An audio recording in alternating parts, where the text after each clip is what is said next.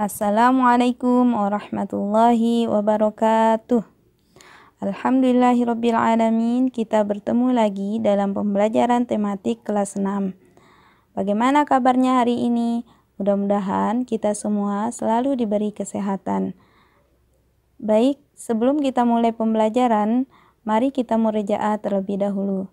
Kita murojaah surah Al-Qalam ayat 31 sampai 40. Bismillahirrahmanirrahim. Qalu ya waylana inna kunna taghin. Asa rabbuna an yubdilana khairan minha ila rabbina radibun. Kadzalikal adzab wal'adzabul akhirati akbar law kanu ya'lamun. Inna lil muttaqina 'inda rabbihim jannatin na'im. Afanaj'alul muslimina kal mujrimin. Ma lakum kaifa tahkumun. Am lakum kitabun fihi tadrusun. Inna lakum fihi lama takhayyarun. Am lakum aymanun alayna balighatun ila yaumil qiyamati. Inna lakum lama tahkumun. Salhum ayyuhum bidzalika za'im. Terima kasih Ustazah ucapkan kepada anak-anak yang sudah mengikuti murojaah dengan baik. Baik, mari kita mulai belajar.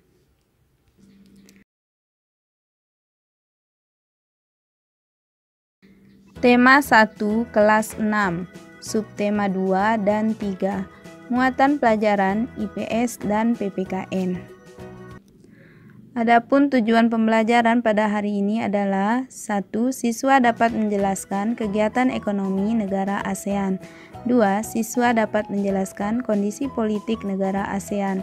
3. Siswa dapat menyebutkan perilaku yang sesuai sila keempat dan sila kelima. Pada pertemuan sebelumnya, kita sudah membahas tentang profil singkat negara-negara ASEAN.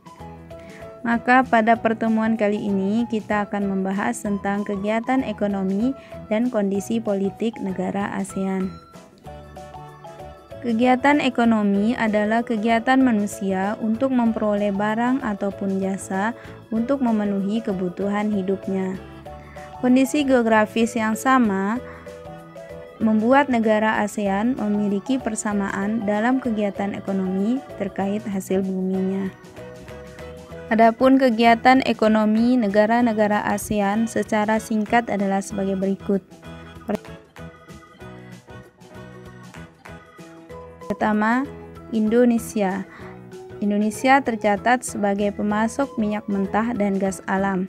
Selain itu, Indonesia juga pengekspor utama karet, kopi, coklat, ikan, dan minyak kelapa sawit. Indonesia juga memproduksi gula, teh, tembakau, kopra, dan rempah-rempah. Berikutnya, Singapura. Meskipun luas wilayahnya kecil, Singapura mampu tumbuh menjadi negara dengan perekonomian terbaik di Asia Tenggara. Berbeda dengan tetangga-tetangganya yang mengandalkan sumber daya alam, Singapura bertumpu pada perdagangan. Berikutnya, Malaysia. Malaysia, sumber daya alam yang jadi andalannya yakni karet dan timah. Selain itu, Malaysia juga penghasil minyak kelapa sawit, minyak bumi, dan gas alam. Kayu-kayu yang diperdagangkan di dunia juga banyak berasal dari Malaysia.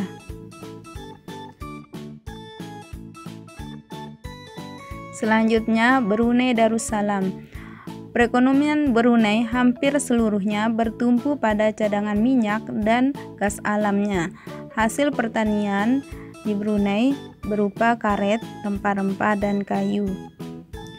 Selanjutnya, Filipina. Filipina adalah negara agraris. Perekonomiannya bertumpu pada tebu, beras, kelapa, pisang, jagung, dan nanas. Komoditas lainnya yakni mangga, jeruk nipis, pepaya, kopi, tembakau, dan serat. Selanjutnya, Vietnam. Bentuk dan posisi Vietnam yang memanjang menjadikan Vietnam kaya akan sumber daya laut.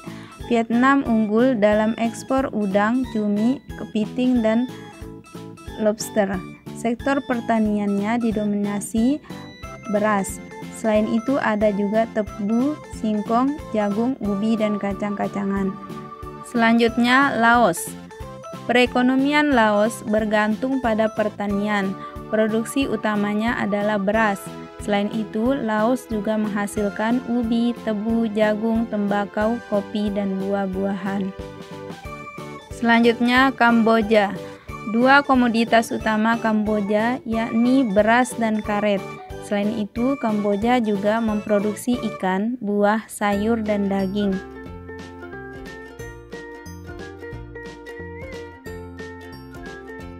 Terakhir, Myanmar.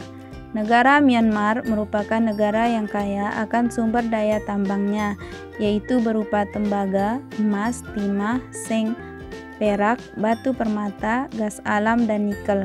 Tidak hanya pertambangan, sektor pertanian Myanmar juga banyak, antara lain beras, kacang-kacangan, dan karet.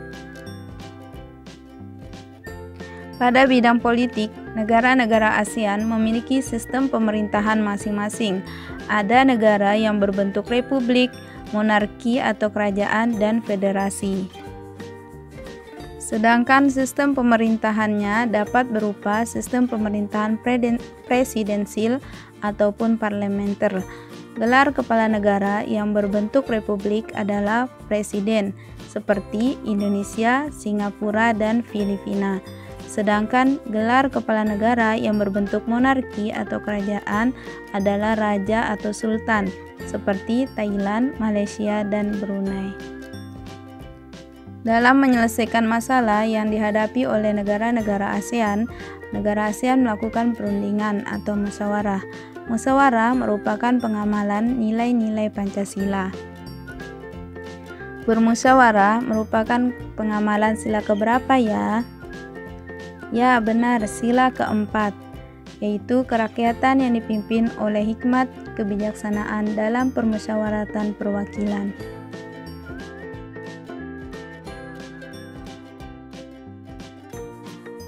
Gambar berikut merupakan contoh sikap yang mencerminkan sila keempat Pancasila. Di antaranya, menghargai pendapat orang lain, memilih ketua kelas dengan musyawarah.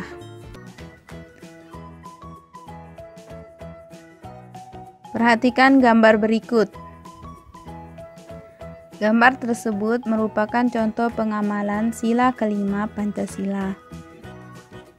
Bunyi sila kelima adalah keadilan sosial bagi seluruh rakyat Indonesia.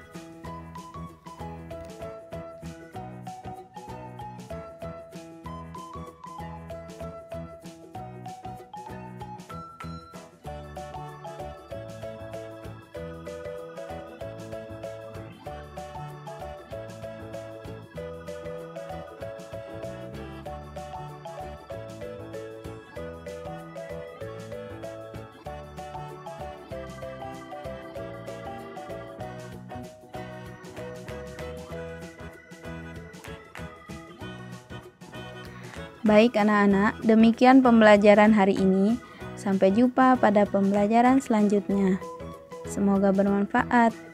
Kita akhiri dengan membaca doa kafaratul majlis. Subhanaka Allahumma wa bihamdika asyhadu an la ilaha illa anta astaghfiruka wa atubu ilaika.